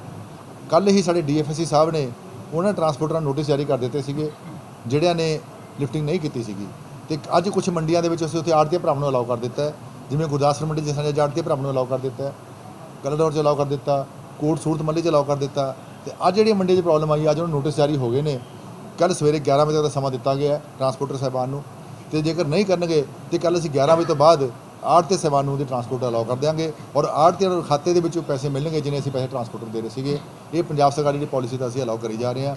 ਜਿੱਥੇ ਵੀ ਧਿਆਨ 'ਚ ਆ ਰਿਹਾ ਅਸੀਂ ਨਾਲ ਕਰ ਰਹੇ ਹਾਂ। ਜਿੰਨੀਆਂ ਮੰਡੀ ਕੱਲ੍ਹ ਤੱਕ ਪ੍ਰੋਬਲਮ ਆਈ ਸੀਗੀ, ਮੈਨੂੰ ਆਸ ਹੈ ਸ਼ਾਮ ਤੱਕ ਉੱਥੇ ਆੜ੍ਹਤੀ ਭਰਾ ਆਪਣੀ ਕਰਾ ਲੈਣਗੇ, ਔਰ ਜਿਹਦੀ ਅੱਜ ਪ੍ਰੋਬਲਮ ਆਈ ਹੈ ਉਹ ਅਸੀਂ ਕੱਲ੍ਹ ਤੱਕ ਦੇ ਦਾਂਗੇ। ਹਾਂਜੀ, ਮੇਰੇ ਖਿਆਲ ਦੇ ਵਿੱਚ ਜੋ ਮੈਨੂੰ ਪਤਾ ਲੱਗਿਆ ਹੈ ਅੱਜ ਤਕਰੀਬਨ 30-35 ਮੰਡੀਆਂ ਵਾਸਤੇ ਨੋਟਿਸ ਜਾਰੀ ਕੀਤਾ ਗਿਆ ਤੇ ਕੱਲ੍ਹ 10। ਹਾਂ, ਇਸੇ ਵਾਸਤੇ ਨਾ ਜੀ ਇਸ ਨੂੰ ਕੱਲ੍ਹ ਹੀ ਰੱਖਦੇ ਹੋਏ ਜੋ ਪੰਜਾਬ ਸਰਕਾਰ ਦੀ ਪਾਲਿਸੀ ਹੈ ਉਹਦੇ ਸਾਡੀ ਇੱਕੋ ਮਜਬੂਰੀ ਹੈ 24 ਘੰਟੇ ਦਾ ਨੋਟਿਸ ਦੇਣਾ ਹੁੰਦਾ ਹੈ। ਜੋ ਕੱਲ੍ਹ 24 ਘੰਟੇ ਨੋਟਿਸ ਦਿੱਤਾ ਸੀ, ਅੱਜ ਉਹਨਾਂ ਨੂੰ ਕੰਮ ਅਲਾਟ ਕਰ ਦਿੱਤਾ ਗਿਆ ਜਿਹੜਾ ਅੱਜ ਤੱਕ ਕੱਲ੍ਹ ਦੇ ਦਿਆ। ਮੈਂ ਹਰਜਿੰਦਰ ਸਿੰਘ, ਸਾਬਕਾ ਸਰਪੰਚ ਮਹਾਦੇਵ ਖੁਰ ਤੋਂ। ਸਰ ਇੱਥੇ ਮਤਲਬ ਜਿਹੜਾ ਲੈਂਡ ਮੈਮਿਕ ਦਾ ਕੰਮ ਆ ਨਾ, ਇਹ ਬੜਾ ਮਤਲਬ ਦੇਣ ਡਿਆ ਲੋਕਾਂ ਨੂੰ ਤਕਲੀਫ, ਕਿਸਾਨਾਂ ਨੂੰ, ਕਿਉਂਕਿ ਜ਼ਮੀਨਾਂ ਜਿਹੜੀਆਂ ਨੇ ਨਾ ਉਹ ਕਿਸੇ ਦੇ ਨਾਲ ਇੰਤਕਾਲ ਨਹੀਂ ਹੁੰਦੀ, ਕਿਸੇ ਦੇ ਨਾਲ ਕੁਛ ਨਹੀਂ ਹੁੰਦਾ। ਇੱਥੇ ਉਹ ਕਹਿੰਦੇ ਆ ਸਾਰਾ ਡਾਟਾ ਜਿਹਾ ਆਪਣਾ ਦਿਓ, ਤੁਹਾਡੇ ਪੈਸੇ ਉੱਥੇ ਜਾਣੇ ਆ। ਤੇ ਇਹ ਥੋੜ੍ਹਾ ਜਿਹਾ ਮਤਲਬ ਜਿਹੜਾ ਕੰਮ ਵਾ ਨਾ ਇਹਦਾ ਕੋਈ ਹੱਲ ਹੋਣਾ ਚਾਹੀਦਾ ਵਾ। ਅੱਜ ਦਿੱਕਤ ਵੇਖੋ ਜੀ, ਉਹ ਸਾਡੀਆਂ ਟਰਾਲੀਆਂ ਖਲੋਤੀਆਂ ਨੇ, ਮਤਲਬ ਅੱਜ ਬਾਰਿਸ਼ ਨੇ ਇੱਦਾਂ ਕਰਤਾ ਵਾ ਤੇ ਮਤਲਬ ਅਸੀਂ ਇਸ ਗੱਲ ਦੇ ਵਿੱਚ ਬੜੇ ਪਰੇਸ਼ਾਨ ਆ। ਤਰਪਾਲਾਂ ਦਿੱਤੀਆਂ ਨੇ, ਦਾਣੇ ਦੂਣੇ ਢੱਕੇ ਨੇ, ਦਾਣੇ ਭੇਜਣ ਡੇ ਆ। ਹਾਂਜੀ, ਤੇ ਜਿਹੜਾ ਸਾਡਾ ਹੁਣ ਮਤਲਬ ਕਿਸਾਨ ਦਾ ਵਾ ਜਿਹੜਾ ਆਪਣੇ ਫਸਲ ਜਿਹੜੀ ਆ ਉਹ ਤਾਂ ਕਹਿੰਦੇ ਵੀ ਭਿੱਜੀ ਆ, ਤੇ ਜਿਹੜੀ ਸਰਕਾਰ ਦੀ ਬੋਰਿਆਂ 'ਚ ਪਈ ਆ ਤੇ ਉਹ ਹੁਣ ਪਤਾ ਨਹੀਂ ਸੁੱਕੀ ਆ ਕਿ ਜਾਂ ਭਿੱਜੀ। ਹਾਂਜੀ ਹਾਂਜੀ ਉਦੋਂ ਹੁਣ ਪਤਾ ਮਤਲਬ ਉਹ ਨਹੀਂ ਭਿੱਜੀ ਜਾਂ ਕਿੱਦਾਂ ਵਾ, ਜਿਹੜੀ ਸਾਡੀ ਟਰਾਲੀ ਜਾਂ ਉਹ ਭਿੱਜੀ ਆ। ਹਾਂਜੀ, ਨਹੀਂ ਬਾਕੀ ਸਭ ਠੀਕ ਚੱਲ ਰਿਹਾ ਸੀ ਜੀ। ਇੱਥੇ ਦੋ ਦਿੱਕਤ ਆਈ ਹੈ। ਇੱਕ ਤੇ ਜਿਹੜਾ ਢੋਆ ਢਵਾਈ ਦਾ ਠੇਕਾ ਹੋਇਆ ਸੀ, ਜਿਸ ਬੰਦੇ ਨੇ ਲਿਆ ਸੀ ਉਹ ਕੋਈ ਬਾਂਸੇ ਸਾਈਡ ਤੋਂ ਬੰਦਾ ਸੀ, ਆਨਲਾਈਨ ਠੇਕਾ ਲੈ ਲਿਆ। ਉਸ ਤੋਂ ਬਾਅਦ ਉਹ ਠੇਕਾ ਛੱਡ ਕੇ ਭੱਜ ਗਿਆ। ਉਸ ਤੋਂ ਬਾਅਦ ਇੱਥੇ ਕੋਈ ਲਿਫਟਿੰਗ ਨਹੀਂ ਹੋਈ, ਮਾਲ ਸਾਰਾ ਪਿਆ, ਗਲੱਡ ਪਿਆ, ਚਾਰ ਪਾਸੇ ਦੇਖ ਲਓ ਤੁਸੀਂ, ਇੰਨੀਆਂ ਬੋਰੀਆਂ ਪਈਆਂ, ਜਿਹੜਾ ਮਾਲ ਨਹੀਂ ਚੁੱਕਿਆ ਕਰਕੇ ਬੜੀ ਪਰੇਸ਼ਾਨੀ ਆ ਰਹੀ ਹੈ। ਉੱਤੇ ਬਾਰਿਸ਼ ਆ ਗਈ ਹੈ, ਬਾਰਿਸ਼ ਤੋਂ ਬਾਅਦ ਤੇ ਹੁਣ ਤੇ ਜਾਨ ਸੁੱਕੀ ਪਈ ਹੈ ਕਿ ਕਰੋੜਾਂ ਰੁਪਏ ਦਾ ਮਾਲ ਜਿਹੜਾ ਵਾ ਸਾਡੇ ਥੜੇ 'ਤੇ ਪਿਆ ਦਾ, ਤੇ ਇਹ ਚੁੱਕਿਆ ਜਾਣਾ ਚਾਹੀਦਾ। ਜੇ ਨਵਾਂ ਕੋਈ ਠੇਕੇਦਾਰ ਆਉਂਦਾ, ਠੇਕਾ ਲੈ ਲੈਂਦੇ ਆ, ਜੇ ਕੋਈ ਟਰੱਕ ਨਹੀਂ ਹੁੰਦਾ ਨਾ, ਲਿਫਟਿੰਗ ਦੀ ਪ੍ਰੋਬਲਮ ਆ ਰਹੀ ਹੈ ਬਹੁਤ ਜ਼ਿਆਦਾ, ਮਾਲ ਨਾ ਚੁੱਕਿਆ ਜਾਵੇ, ਜ਼ਿਮੀਂਦਾਰ ਵੀ ਪਰੇਸ਼ਾਨ ਆ, ਟਰਾਲੀਆਂ ਖਲੋਤੀ ਦੀਆਂ ਲਾ ਨਹੀਂ ਦੇ ਥੱਲੇ, ਤੇ ਬਾਰਿਸ਼ ਆਇਆ ਤਾਂ ਹੋਰ ਵੀ ਜ਼ਿਆਦਾ ਨੁਕਸਾਨ ਹੋ ਸਕਦਾ ਜ਼ਿਮੀਂਦਾਰ ਤੇ। ਸਾਰੀ ਮੰਡੀ 'ਚ ਮਾਲ ਪਿਆ ਜੀ। ਦੋ ਖਰੀਦ ਏਜੰਸੀਆਂ ਵਾ, ਪਨਗਰੇਨ ਤੇ FCI, ਤੇ ਲਿਫਟਿੰਗ ਦੇ ਨਾਮ ਮਾਤਰ ਹੀ ਹੈ ਜੀ, ਕੋਈ ਨਾਲ ਮਾਲ ਮੁੱਲ ਨਹੀਂ ਚੁਕਾਏ ਬਹੁਤੇ। ਤੇ ਇਹਦੇ ਵਾਸਤੇ ਕਿਹਾ ਵੀ ਹੈਗਾ, ਅਸੀਂ ਸਾਰੇ ਪ੍ਰਸ਼ਾਸਨ ਨੂੰ ਵੀ ਕਿਹਾ ਹੈਗਾ, ਤੇ ਬਹੁਤ ਦਿੱਕਤ ਆ ਰਹੀ ਲਿਫਟਿੰਗ ਦੀ। ਕਰਨੈਲ ਸਿੰਘ, ਪਿੰਡ ਭੁਗਰਾ। ਕਣਕ ਲੈ ਕੇ ਮੰਡੀ ਆਏ थे, ਬਾਰਿਸ਼ ਨਾਲ ਬਹੁਤ ਨੁਕਸਾਨ ਹੋ ਗਿਆ, ਬਾਰਿਸ਼ ਬਹੁਤ ਜ਼ਿਆਦਾ ਆ ਰਹੀ ਆ, ਅਜੇ ਤੱਕ ਤਲਾਈ ਨਹੀਂ ਕੋਈ। ਇਹਦਾ ਤੁਹਾਨੂੰ ਕੀ ਨੁਕਸਾਨ? ਨੁਕਸਾਨ ਇੱਥੇ ਮੌਸਮ ਖਰਾਬ ਆ, ਕਾਫੀ ਨੁਕਸਾਨ ਹੋ ਸਕਦਾ, ਨੁਕਸਾਨ ਹੋ ਸਕਦਾ ਜ਼ਿਆਦਾ। ਤੇ ਇੱਥੇ ਮਾਲ ਲਿਫਟਿੰਗ ਨਹੀਂ ਹੋਇਆ ਕਾਫੀ? ਨਹੀਂ ਨਾ, ਲਿਫਟਿੰਗ ਨਹੀਂ ਮਿਲਿਆ, ਇੱਦਾਂ ਹੀ ਚੱਲਣ ਦਾ ਕੰਮ। ਪੰਜਾਬ ਸਰਕਾਰ ਵੱਲੋਂ ਸੇਵਾ ਕੇਂਦਰ ਆਮ ਜਨਤਾ ਨੂੰ ਇੱਕ ਛੱਤ ਥੱਲੇ ਸਾਰੀਆਂ ਸੁਵਿਧਾਵਾਂ ਦੇਣ ਤੇ ਸਰਕਾਰੀ ਦਫ਼ਤਰਾਂ ਦੀ ਖੱਜਲ ਖਵਾਰੀ ਤੋਂ ਬਚਾਉਣ ਲਈ ਖੋਲ੍ਹੇ ਗਏ ਸਨ, ਪਰ ਬਟਾਲਾ ਦੇ ਸੇਵਾ ਕੇਂਦਰਾਂ ਦਾ ਹਾਲਾਤ ਇਹ ਨੇ ਕਿ ਲੋਕ ਪਰੇਸ਼ਾਨ ਹਨ। ਜੋ ਵੀ ਕੋਈ ਕੰਮ ਕਰਵਾਉਣ ਆਉਂਦਾ ਹੈ ਖੱਜਲ ਖਵਾਰ ਹੀ ਹੁੰਦਾ ਹੈ। ਆਮ ਲੋਕਾਂ ਦੀ ਮੰਨੀਏ ਤਾਂ ਉਹਨਾਂ ਕਿਹਾ ਕਿ ਸਾਨੂੰ ਕਈ ਘੰਟੇ ਹੋ ਗਏ ਨੇ ਲਾਈਨ ਵਿੱਚ ਲੱਗਿਆ, ਤੇ ਜੇ ਲੋਕ ਅਧਿਕਾਰੀਆਂ ਦੀ ਸਿਫਾਰਿਸ਼ ਲੈ ਕੇ ਆ ਰਹੇ ਨੇ, ਉਹਨਾਂ ਦਾ ਕੰਮ ਜਲਦੀ ਹੋ ਰਿਹਾ ਹੈ। ਨਾਮ ਬਲਬੀਰ ਸਿੰਘ, ਮੈਂ ਬੌੜੀ ਇੰਦਰਜੀਤ ਤੋਂ, ਮੈਂ ਕੈਨੇਡਾ ਤੋਂ ਆਇਆ ਜੀ। ਮੈਂ ਪੈਲੀ ਦੀ ਨਿਸ਼ਾਨਦੀ ਕਰਾਉਣੀ ਆਪਣੀ, ਤਾਂ 11 ਵਜੇ ਦਾ ਲਾਈਨ 'ਚ ਲੱਗਾ ਜੀ। ਜਿਹੜੇ ਪਿੱਛੋਂ ਆਉਂਦੇ ਆ ਉਹ ਪਹਿਲਾਂ ਜਾਈ ਜਾਂਦੇ ਆ, ਤੇ ਅਸੀਂ ਉੱਥੇ ਖੜ੍ਹੇ ਹਾਂ ਜੀ। ਤੇ ਜੇ ਪੁੱਛਿਆ ਇਹਨਾਂ ਨੂੰ, ਇਹ ਕਹਿੰਦੇ ਤਹਿਸੀਲਦਾਰ ਸਾਹਿਬ ਦਾ ਫੋਨ ਅੰਦਰੋਂ ਆਇਆ, ਤੇ ਉਹਨਾਂ ਦੇ ਕਹਿਣ 'ਤੇ ਅਸੀਂ ਕੰਮ ਕੀਤੇ ਜਿਹੜੇ। ਤੇ ਮੈਂ ਕਿਹਾ ਮੈਂ ਮੇਰੇ ਸਾਹਿਬ ਦਾ ਫੋਨ ਕਰਾ ਦਿੰਦਾ, ਆਹ ਬਸ ਬਹਿਸ ਹੋਣੀ ਜੀ। ਆਹ ਜਿਹੜੇ ਅੰਦਰ ਬੈਠੇ ਆ, ਦੱਸੋ ਅਸੀਂ ਕੀ ਕਰੀਏ ਹੁਣ? ਬਿਲਕੁਲ ਜੀ, ਤੁਹਾਡੇ ਸਾਹਮਣੇ ਆ ਵੀਰ ਨਹੀਂ ਖੋਤੇ, ਤੁਸੀਂ ਭਾਈ ਦੱਸੋ ਆ ਕੇ। ਮੇਰੇ ਤੋਂ ਪਹਿਲਾਂ ਇਹ ਖੜੇ ਸੀ, ਦੱਸੋ ਭਾਜੀ। ਸਰਕਾਰ ਜੋ ਕਹਿੰਦੀ ਹੈ, ਸਰਕਾਰ ਦਾ ਕੋਈ ਉਹ ਵੇਲੇ ਉਹ ਵੀ ਖੜੇ ਆ, ਸਾਰੇ ਖੜੇ ਆ, ਜਿਹਨੂੰ ਮਰਜ਼ੀ ਪੁੱਛੋ। ਬਰਵਾਸ ਖੜੇ ਆ ਅਸੀਂ। ਕੀ ਨਾਮ ਬਈ? ਅਜਮੇਰ ਸਿੰਘ। ਕੀ ਕਰਨ ਆਏ ਤੇ? ਆ ਮੈਂ ਦਰਖਾਸਤ ਦੇਣ ਆਇਆ ਜੀ, ਆਪਣੀ ਮਿਹਨਤੀ ਕਰਾਉਣੀ ਆ। ਤੇ ਕੀ ਕਹਿੰਦੇ ਨੇ? ਮਤਲਬ ਖਿਲਾਰ ਹੀ ਛੜਿਆ, ਕਾਗਜ਼ ਫੜਦੇ ਹੀ ਨਹੀਂ ਗਏ, ਇਧਰੋਂ ਲਾਂਭੋ ਲਈ ਜਾਣ ਡੇ ਆ। ਹੋਰ ਜੀ, ਹੋਰ ਕੀ ਹੋਣ ਡਿਆ ਫਿਰ? ਅਸੀਂ ਤਾਂ ਇਹਨਾਂ ਨੇ ਮੂੰਹ ਵੱਲ ਵੇਖਣ ਡੇ ਆ, ਕਰਨ ਕੀ ਡੇ ਆ। ਤੇਜਿੰਦਰਪਾਲ ਸਿੰਘ ਗੁਰਦਾਸਪੁਰ ਤੋਂ ਹੀ ਆ ਜੀ ਲੋਕ। ਅਸੀਂ ਇੱਥੇ ਭਾਜੀ ਮਤਲਬ ਕਿ ਆਪਣੀ ਭੈਣ ਜੀ ਦੀ ਮੈਰਿਜ ਰਜਿਸਟ੍ਰੇਸ਼ਨ ਕਰਾਉਣ ਆਏ ਹਾਂ। ਮਤਲਬ ਸਾਨੂੰ 2 ਘੰਟੇ ਹੋ ਗਏ ਇੱਥੇ ਲੈਣਾ 'ਚ ਲੱਗਿਆ, ਕੋਈ ਪੁੱਛ-ਗਿੱਛ ਨਹੀਂ ਆ। ਮਗਰੋਂ ਤਹਿਸੀਲਦਾਰ ਦੀ ਸਿਫਾਰਿਸ਼ ਆਈ ਆ ਜੀ, ਉਹਦੀ ਮੈਰਿਜ ਰਜਿਸਟ੍ਰੇਸ਼ਨ ਕਰਵਾ ਕੇ ਫੋਟੋ ਕਰਵਾ ਕੇ ਭੇਜ ਦਿੱਤਾ ਗਿਆ ਜੀ। ਇੱਥੇ ਭਾਜੀ ਹੁਣੇ ਆਉਂਦੇ ਆ, ਸਕੂਟਰੀ 'ਤੇ ਗਏ ਆ, ਉਹਨਾਂ ਨੂੰ ਸ਼ਰੇਆਮ ਕਿਹਾ ਗਿਆ ਉਹਨਾਂ ਨੂੰ ਪੁੱਛ ਲਓ ਨਹੀਂ ਦੇ। ਉਹ ਇੱਥੇ ਖੜੇ ਸੀ, ਮੈਂ ਬਾਹਰ ਖੜਿਆ, ਉਹਨੂੰ ਪੁੱਛ ਲਓ। ਉਹਨਾਂ ਨੂੰ ਕਿਹਾ ਗਿਆ ਸ਼ਰੇਆਮ ਕਿ ਸਾਨੂੰ ਇਹ ਉਹਨਾਂ ਦਾ ਫੋਨ ਆਇਆ ਸੀ, ਮਗਰੋਂ ਉਹਨੂੰ ਪੁੱਛੋ, ਆਉਂਦੇ ਆ ਨਾ ਇੱਥੇ ਗ੍ਰੀਨ ਸਾਈਟ ਵਾਲੇ, ਉਹਨੂੰ ਪੁੱਛ ਲਓ। ਉਹ 2 ਘੰਟੇ ਤੋਂ 3 ਘੰਟੇ ਤੋਂ ਵੀ ਲਾਈਨ 'ਚ ਲੱਗੇ। ਹੈਂ, ਇੱਥੇ ਕਿਸੇ ਗਰੀਬ ਬੰਦੇ ਦੀ ਹੈ ਸੁਣਵਾਈ ਜੀ? ਕੋਈ ਸੁਣਵਾਈ ਨਹੀਂ ਹੈ। ਕੀ ਕਰ ਸਕਦਾ ਇੱਥੇ ਗਰੀਬ ਬੰਦਾ?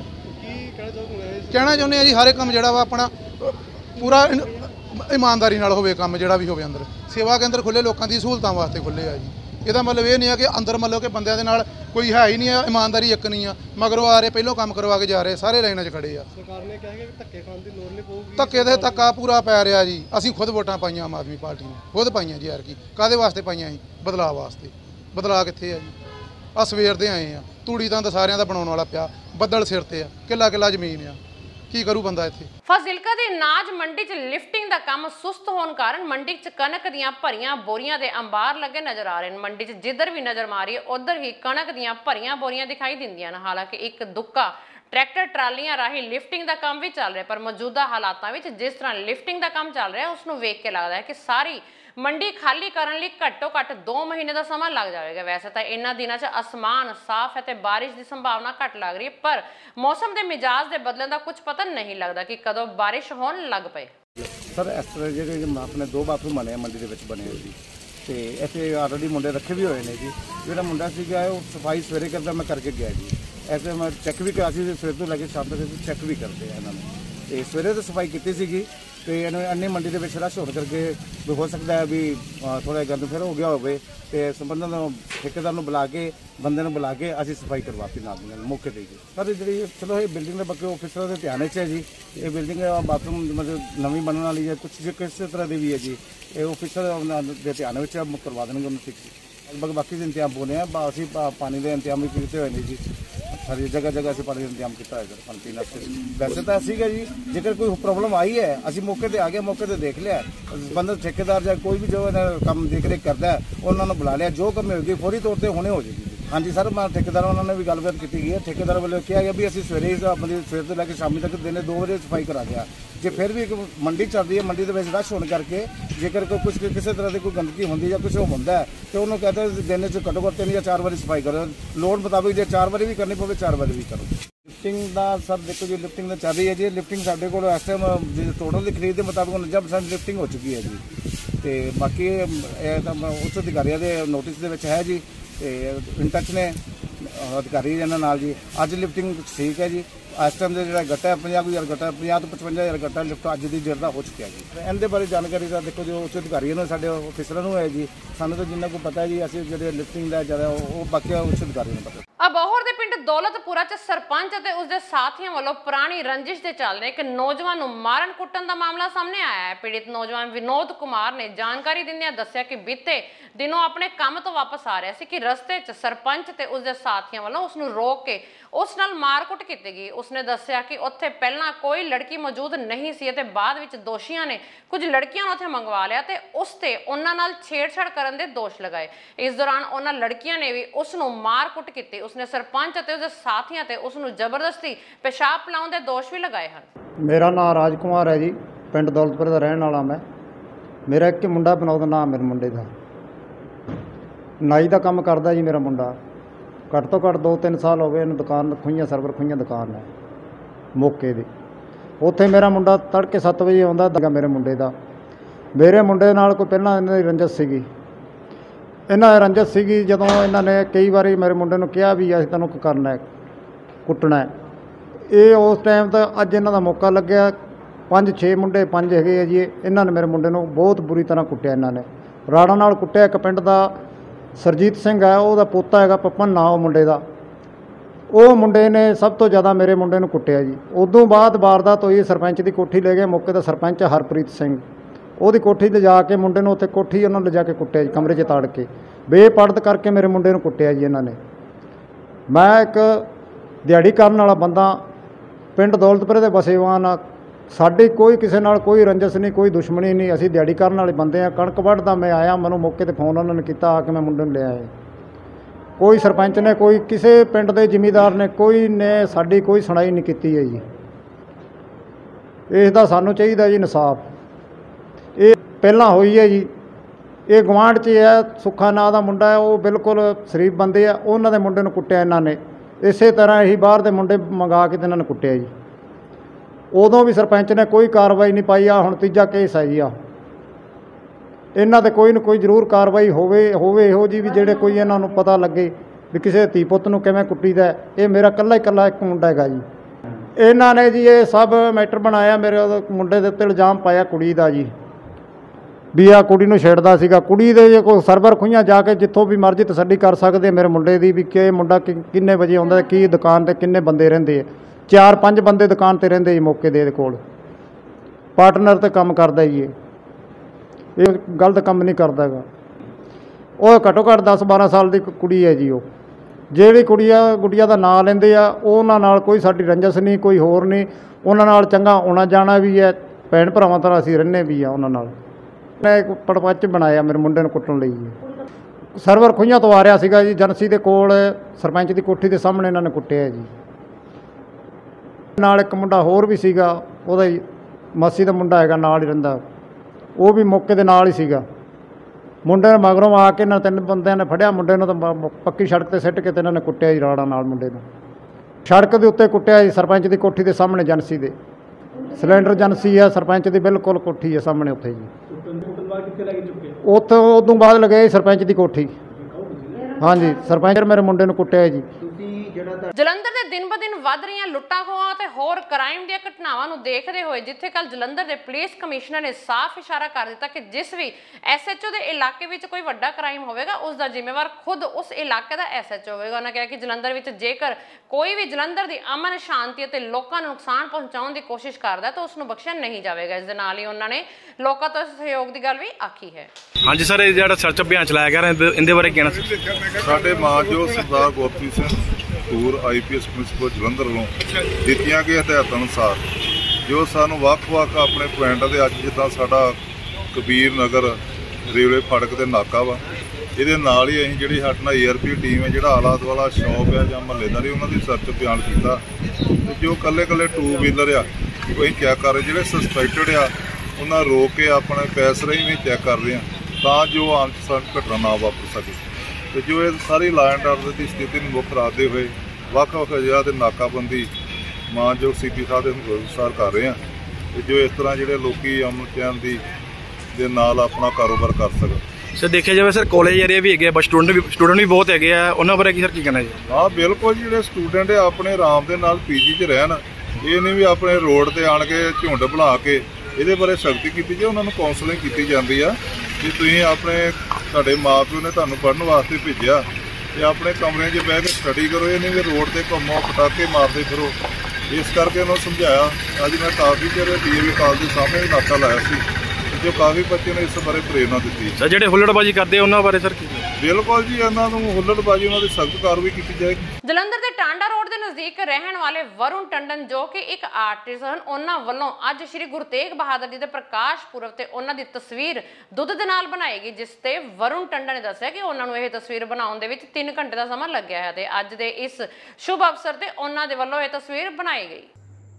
ਸਤਿ ਸ੍ਰੀ ਅਕਾਲ ਜੀ, मैं आज एक तस्वीर तैयार की है जो कि श्री गुरु तेग बहादुर जी की है और यह तस्वीर खास तौर पे मैं 400 साल प्रकाश पुरब ते तैयार की है और इस तस्वीर नूं बनाने लई मैनू 3 घंटे का समय लगा और इस तस्वीर की खास गल यह है कि यह तस्वीर सारी दुध के नाल तैयार की गई है जो कि खास तौर पे 400 साल प्रकाश पुरब नूं समर्पित है।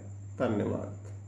ਤਰਨਤਾਰਨ ਦੇ ਇਤਿਹਾਸਕ ਗੁਰਦੁਆਰਾ ਸ੍ਰੀ ਗੁਰੂ ਅਰਜਨ ਦੇਵ ਦਰਬਾਰ ਸਾਹਿਬ ਸਥਿਤ ਦੀਵਾਨ ਹਾਲ ਵਿਖੇ ਸ਼੍ਰੋਮਣੀ ਗੁਰਦੁਆਰਾ ਪ੍ਰਬੰਧਕ ਕਮੇਟੀ ਵੱਲੋਂ ਇਲਾਕੇ ਦੀਆਂ ਸੰਗਤਾਂ ਦੇ ਸਹਿਯੋਗ ਨਾਲ ਧੰਨ ਸ੍ਰੀ ਗੁਰੂ ਤੇਗ ਬਹਾਦਰ ਸਾਹਿਬ ਜੀ ਦਾ 401ਵਾਂ ਪ੍ਰਕਾਸ਼ ਪੁਰਬ ਦਿਵਸ ਬੜੀ ਸ਼ਰਧਾ ਅਤੇ ਉਤਸ਼ਾਹ ਨਾਲ ਮਨਾਇਆ ਗਿਆ। ਇਸ ਮੌਕੇ ਕੀਰਤਨ ਦਰਬਾਰ ਦਾ ਆਯੋਜਨ ਵੀ ਕੀਤਾ ਗਿਆ। ਇਸ ਕੀਰਤਨ ਦਰਬਾਰ ਵਿੱਚ ਸਿੱਖ ਪੰਥ ਦੇ ਮਹਾਨ ਰਾਗੀ ਢਾਡੀ ਕਵੀਸ਼ਰੀ ਜਥਿਆਂ ਤੋਂ ਇਲਾਵਾ ਕਥਾ ਪ੍ਰਚਾਰਕ ਵੱਲੋਂ ਭਾਗ ਲਿਆ ਗਿਆ ਤੇ ਸੰਗਤਾਂ ਨੇ ਸਾਹਿਬ ਸ੍ਰੀ ਗੁਰੂ ਤੇਗ ਬਹਾਦਰ ਜੀ ਦਾ ਇਤਿਹਾਸ ਸੁਣਾਇਆ ਗਿਆ। ਵਾਹਿਗੁਰੂ ਜੀ ਕਾ ਖਾਲਸਾ ਵਾਹਿਗੁਰੂ ਜੀ ਕੀ ਫਤਿਹ। ਦਾਸ ਗਿਆਨੀ ਸਤਪਾਲ ਸਿੰਘ ਹੈੱਡ ਗ੍ਰੰਥੀ ਸ੍ਰੀ ਦਰਬਾਰ ਸਾਹਿਬ ਤਰਨਤਾਰਨ ਸਾਹਿਬ, ਅੱਜ ਸਤਿਗੁਰੂ ਪਾਤਸ਼ਾਹ ਮਹਾਰਾਜ ਜੀ ਦੀ ਅਪਾਰ ਕਿਰਪਾ ਹੋਈ ਹੈ। ਧੰਨ ਧੰਨ ਗੁਰੂ ਤੇਗ ਬਹਾਦਰ ਸੱਚੇ ਪਾਤਸ਼ਾਹ ਮਹਾਰਾਜ ਜੀ ਦਾ 401 ਸਾਲਾ ਪ੍ਰਕਾਸ਼ ਦਿਹਾੜਾ ਹੈ, ਜਿੱਥੇ ਗੁਰੂ ਨਾਨਕ ਨਾਮ ਲੇਵਾ ਸਿੱਖ ਸੰਗਤਾਂ ਬੇਅੰਤ ਸੰਗਤਾਂ ਗੁਰੂ ਘਰਾਂ ਦੇ ਵਿੱਚ ਸੱਚਖੰਡ ਸ੍ਰੀ ਹਰਿਮੰਦਰ ਸਾਹਿਬ ਜਾਂ ਹੋਰ ਗੁਰੂ ਅਸਥਾਨਾਂ 'ਤੇ ਨਤਮਸਤਕ ਹੋ ਰਹੀਆਂ ਨੇ। ਉੱਥੇ ਸ੍ਰੀ ਦਰਬਾਰ ਸਾਹਿਬ ਤਰਨਤਾਰਨ ਸਾਹਿਬ ਵਿਖੇ ਵੀ ਅੰਮ੍ਰਿਤ ਵੇਲੇ ਤੋਂ ਬੇਅੰਤ ਸੰਗਤਾਂ ਨਤਮਸਤਕ ਹੋ ਰਹੀਆਂ ਨੇ। ਇਸ ਦੇ ਸੰਬੰਧ ਅੰਦਰ ਜੋ ਪਰਸੋਂ ਦੇ ਰੋਜ਼ ਤੋਂ ਅਖੰਡ ਪਾਠ ਸਾਹਿਬ ਪ੍ਰਾਰੰਭ ਹੋਏ ਸਨ, ਗੁਰੂ ਤੇਗ ਬਹਾਦਰ ਪਾਤਸ਼ਾਹ ਜੀ ਦੇ ਪ੍ਰਕਾਸ਼ ਦਿਹਾੜੇ ਨੂੰ ਮਨਾਉਂਦਿਆਂ ਹੋਇਆਂ ਉਹਨਾਂ ਦੇ ਅੱਜ ਭੋਗ ਪਏ ਨੇ। ਉਪਰੰਤ ਜੋ ਅੱਜ ਸ਼ਾਮ ਤੋਂ ਜਿਹੜਾ ਧੰਨ ਧੰਨ ਗੁਰੂ ਤੇਗ ਬਹਾਦਰ ਪਾਤਸ਼ਾਹ ਜੀ ਦੇ ਅਵਤਾਰ ਦਿਹਾੜੇ ਦੇ ਸੰਬੰਧ ਅੰਦਰ ਮੰਜੀ ਸਾਹਿਬ ਦੀਵਾਨ ਹਾਲ ਵਿਖੇ ਦਰਬਾਰ ਸਾਹਿਬ ਤਰਨਤਾਰਨ ਸਾਹਿਬ ਵਿਖੇ ਗੁਰਮਤਿ ਸਮਾਗਮ ਰੱਖੇ ਗਏ ਨੇ, ਜਿਨ੍ਹਾਂ ਸਮਾਗਮਾਂ ਦੇ ਵਿੱਚ ਗੁਰੂ ਕੀਆਂ ਸੰਗਤਾਂ ਬੇਅੰਤ ਹੀ ਨਤਮਸਤਕ ਹੋ ਰਹੀਆਂ ਨੇ ਅਤੇ ਗੁਰਮਤਿ ਸਮਾਗਮਾਂ ਅੰਦਰ ਹਾਜ਼ਰੀਆਂ ਪਾਉਣਗੇ। ਜਿਹੜਾ ਗੁਰਮਤਿ ਸਮਾਗਮ ਜਿਹੜਾ 5 ਵਜੇ ਤੋਂ ਲੈ ਕਰਕੇ ਦੇਰ ਰਾਤ ਤੱਕ ਚੱਲੇਗਾ, ਜਿਸ ਦੇ ਵਿੱਚ ਰਾਗੀ, ਢਾਡੀ, ਕਥਾਵਾਚਕ, ਵਿਦਵਾਨ, ਬੁਲਾਰੇ ਜਿਹੜੇ ਨੇ ਉਹ ਹਾਜ਼ਰੀਆਂ ਭਰ ਰਹੇ ਨੇ। ਸਤਿਗੁਰੂ ਗੁਰੂ ਤੇਗ ਬਹਾਦਰ ਸੱਚੇ ਪਾਤਸ਼ਾਹ ਮਹਾਰਾਜ ਮੀਰੀ ਪੀਰੀ ਦੇ ਮਾਲਕ ਧੰਨ ਗੁਰੂ ਹਰਗੋਬਿੰਦ ਪਾਤਸ਼ਾਹ ਮਹਾਰਾਜ ਜੀ ਦੇ ਸਾਹਿਬਜ਼ਾਦੇ ਨੇ। ਉਹਨਾਂ ਦੇ ਗ੍ਰਹਿ ਵਿਖੇ ਸਤਿਕਾਰਯੋਗ ਮਾਤਾ ਨਾਨਕੀ ਜੀ ਦੀ ਕੁੱਖੋਂ ਅੰਮ੍ਰਿਤਸਰ ਸਾਹਿਬ ਜੀ ਦੀ ਧਰਤੀ ਤੇ ਜਿੱਥੇ ਅੱਜ ਕੱਲ੍ਹ ਗੁਰਦੁਆਰਾ ਗੁਰੂ ਕੇ ਮਹਿਲ ਸਾਹਿਬ ਹੈ, ਉਸ ਅਸਥਾਨਾਂ ਤੇ ਗੁਰੂ ਸਾਹਿਬ ਜੀ ਦਾ ਅਵਤਾਰ ਹੋਇਆ। ਅਵਤਾਰ ਤੋਂ ਉਪਰੰਤ ਸਤਿਗੁਰੂ ਸੱਚੇ ਪਾਤਸ਼ਾਹ ਮਹਾਰਾਜ ਬੇਅੰਤ ਸਮਾਂ ਗੁਰੂ ਸਾਹਿਬ ਜੀ ਨੇ ਭਗਤੀ ਕੀਤੀ, ਪਰਮਾਤਮਾ ਦਾ ਸਿਮਰਨ ਭਜਨ ਕੀਤਾ। ਉਸ ਤੋਂ ਉਪਰੰਤ ਧੰਨ ਗੁਰੂ ਹਰਕ੍ਰਿਸ਼ਨ ਪਾਤਸ਼ਾਹ 8ਵੇਂ ਪਾਤਸ਼ਾਹ ਜਦੋਂ ਦਿੱਲੀ ਦੇ ਵਿੱਚ ਆਪਣੇ ਸਰੀਰ ਨੂੰ ਤਿਆਗਣ ਲੱਗੇ ਨੇ ਤੇ ਉਸ ਵਕਤ ਉਹਨਾਂ ਨੇ ਬਚਨ ਕੀਤਾ ਸੀ, ਬਾਬਾ ਬਸੇ ਗ੍ਰਾਮ ਬਕਾਲੇ। ਇਹਨਾਂ ਸ਼ਬਦਾਂ ਨੂੰ ਜਿਹੜਾ ਸਿੱਧ ਕਰਦਿਆਂ ਹੋਇਆਂ ਮੱਖਣ ਸ਼ਾਹ ਲਵਾਣੇ ਵੱਲੋਂ ਬਾਬਾ ਬਕਾਲਾ ਸਾਹਿਬ ਜੀ ਦੀ ਧਰਤੀ ਤੇ ਗੁਰੂ ਤੇਗ ਬਹਾਦਰ ਸੱਚੇ ਪਾਤਸ਼ਾਹ ਜੀ ਨੂੰ ਪ੍ਰਗਟ ਕੀਤਾ। ਪ੍ਰਗਟ ਕਰਨ ਤੋਂ ਉਪਰੰਤ ਗੁਰੂ ਤੇਗ ਬਹਾਦਰ ਸੱਚੇ ਪਾਤਸ਼ਾਹ ਜੀ ਨੇ ਬੇਅੰਤ ਕੌਤਕ ਕੀਤੇ, ਜਿਵੇਂ ਅੰਮ੍ਰਿਤਸਰ ਸਾਹਿਬ ਜੀ ਦੀ ਧਰਤੀ ਤੇ ਜਾਣਾ, ਉੱਥੇ ਬੀਬੀਆਂ ਦੀ ਸੇਵਾ ਨੂੰ ਵੇਖ ਕਰਕੇ ਮਾਈਆਂ ਰੱਬ ਰਜਾਈਆਂ ਦਾ ਬਚਨ ਕਰਨਾ।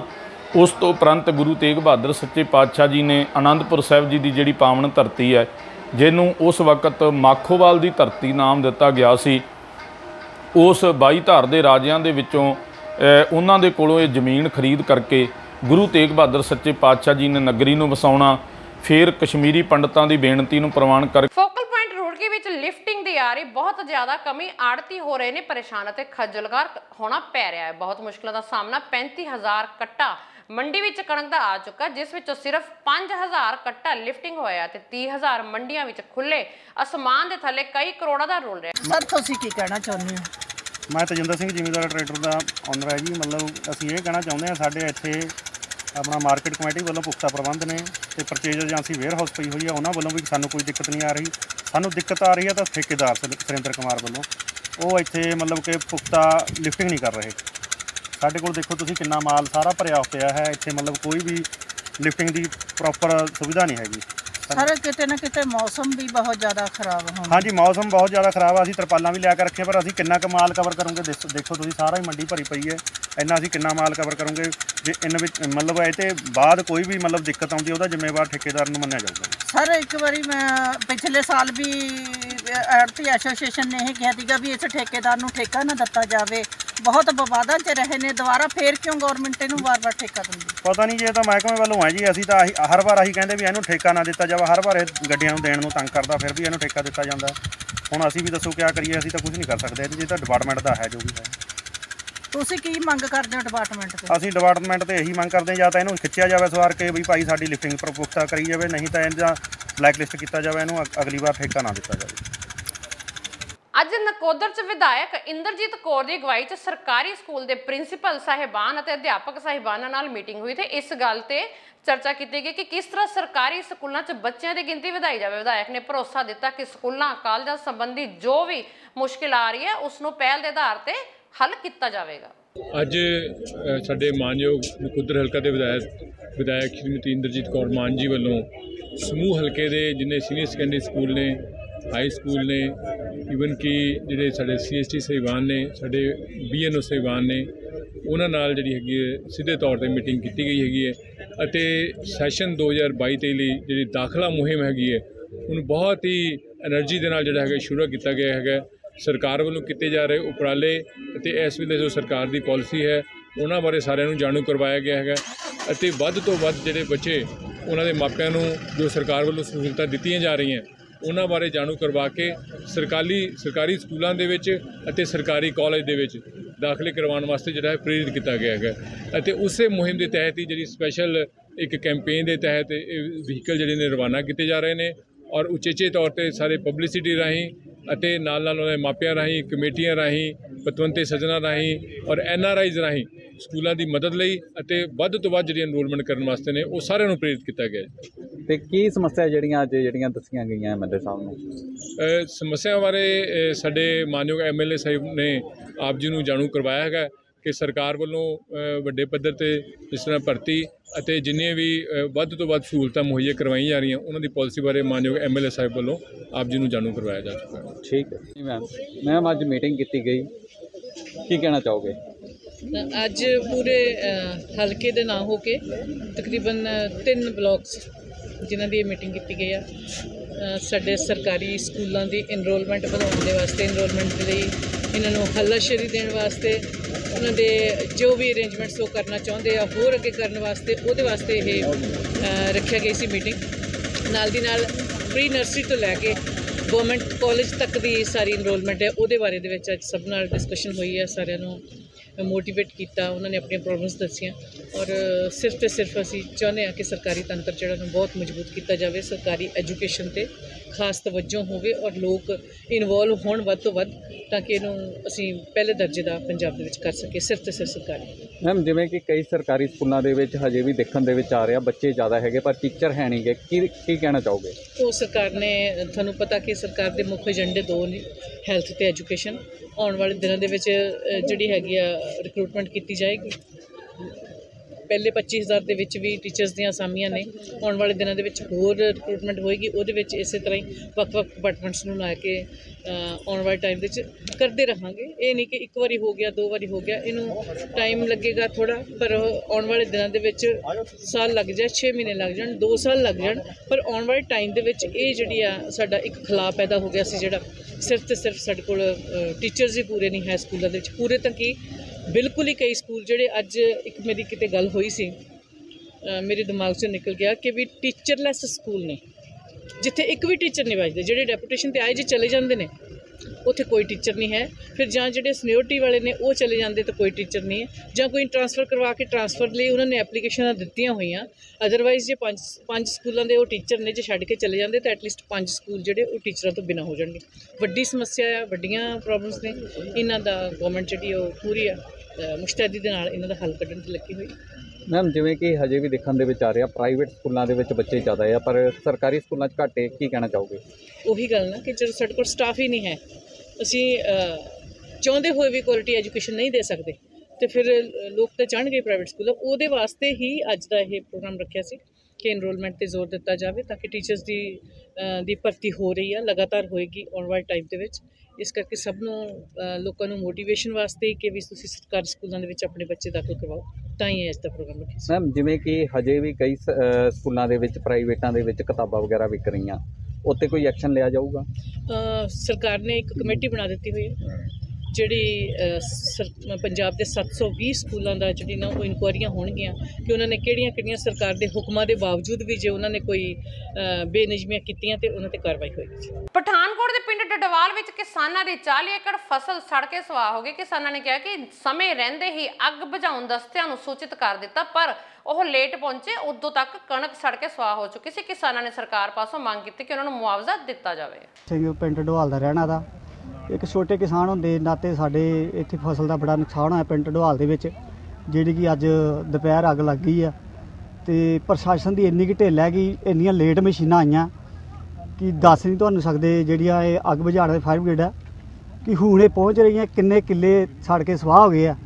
ਇਸ ਕਾਰਨ ਅਸੀਂ ਪ੍ਰਸ਼ਾਸਨ ਨੂੰ ਮੰਗ ਕਰਦੇ ਆ ਕਿ ਜਦ ਤੱਕ ਇਹ ਫਸਲਾਂ ਨਹੀਂ ਵਢਾਉਂਦੀਆਂ ਤਦ ਕਿ ਫਾਇਰ ਬ੍ਰਿਗੇਡ ਤਿਆਰ ਰਹਿਣਾ ਚਾਹੀਦਾ। ਜੋ ਕਿਸਾਨਾਂ ਦਾ ਨੁਕਸਾਨ ਹੋਇਆ ਇਹਨਾਂ ਦਾ ਮੁਆਵਜ਼ਾ। ਸਰਪੰਚ ਡਡਵਾਲ ਝਿਗਲੀ ਤੋਂ ਤੇ ਸਾਨੂੰ ਥੋੜ੍ਹੇ ਟਾਈਮ ਪਤਾ ਲੱਗਾ ਵੀ ਇਹ 3-4 ਪਿੰਡਾਂ ਜਿਹੀਆਂ ਢਡਵਾਲ ਮੋੜ ਤੇ ਆਪਣਾ ਭੋ ਇਹ ਪਲਾਈ 'ਚ ਵੀ ਆਉਂਦੀ ਜਗ੍ਹਾ ਤੇ ਇੱਥੇ ਕੋਈ 30-40 ਕਿੱਲੇ ਦਾ ਪੈਲੀ ਦਾ ਨੁਕਸਾਨ ਹੋਈ ਆ ਤੇ ਜ਼ਿਮੀਂਦਾਰਾਂ ਦੇ ਅੱਗੇ ਬੜਾ ਖਰਚਾ ਆਉਂਦਾ ਪੈਲਿਆ ਕਿਹਨਾਂ ਕਣਕਾਂ ਦਾ ਤੇ ਜ਼ਿਮੀਂਦਾਰਾਂ ਦੇ ਮੂਸੀ ਚਿਹਰੇ ਵਰਾਉਂਦੀ ਹੈ। ਹੁਣ ਦਾ ਅੱਗ ਲੱਗੀ ਦੀ ਬੜਾ ਨੁਕਸਾਨ ਹੋਇਆ। ਅਸੀਂ ਤਾਂ ਇਹੋ ਸਰਕਾਰ ਅੱਗੇ ਕਰਨੇ ਆ ਵੀ ਜਿਹੜੇ ਜ਼ਿਮੀਂਦਾਰ ਨੇ ਵਿਚਾਰੇ ਜਲਦੀ ਤੋਂ ਜਲਦੀ ਮੁਆਵਜ਼ਾ ਦਿੱਤਾ ਜਾ ਜੋ ਵੀ ਉਹਦਾ ਹੱਕ ਬਣਦਾ ਹੈਗਾ ਨਾ।